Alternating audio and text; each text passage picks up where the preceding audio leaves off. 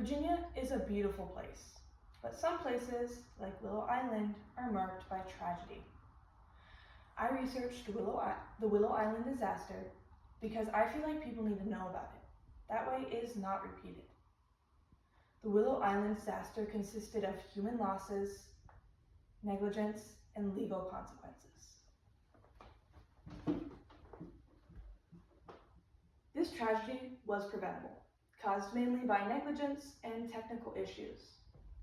According to the Daily 304's 2025 article, The Willow Island Disaster, the collapse was mainly caused by bad voltage and uncured concrete. The scaffolding on the tower was unsafe for workers because the bolts were either low quality or missing, and the concrete was incredibly weak due to lack of proper curing. Now, the curing on the concrete had been done for the recommended time, 18 hours. But due to Willow Island's colder temperatures, the curing process takes longer to complete. On top of all this, the workers had moved a piece of the concrete crane system, which in turn started pulling the wall inward instead of just moving the buckets up and down. There was a lack of supervision on these issues, which was because nobody was trained to look for them or fix them.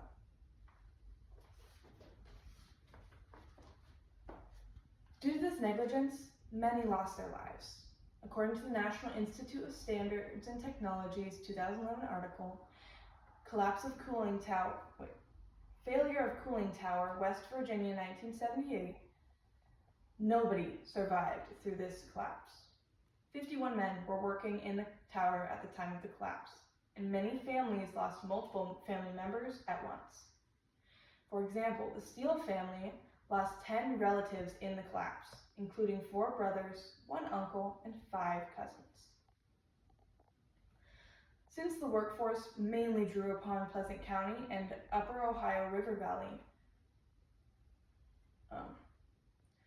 the social fabric in these areas was riddled with grief and despair over lost loved ones. These areas were plagued with, like I said, despair over losing their primary breadwinners also. If you look at this chart made with data from Wikipedia's 2026 list of industrial disasters, you can see there are other disasters like this, including the L'Ambiance Plaza collapse in 1987, which killed 28 people, the Hyatt Regency Walkway collapse in 1981, which killed 114 people, and the Pemberton Mill collapse in 1860 that killed approximately 145 people. As sad as this all is, companies were held responsible, and many reforms were made. The companies held liable for this incident include Research Cottrell, United Engineers and Constructors, and Pittsburgh Testing. The courts made these companies pay $85,000, or $1,700 per worker. On top of all this, reforms were made, including mandatory concrete testing.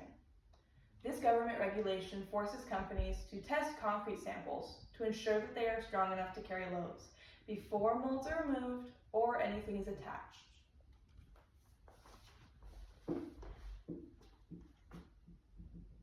In conclusion, negligence caused the Willow Island disaster, killing many and costing companies thousands. Please be safe and do things correctly, even if the shortcut is easier. That is how we will stop this from happening again. That is how we will save lives.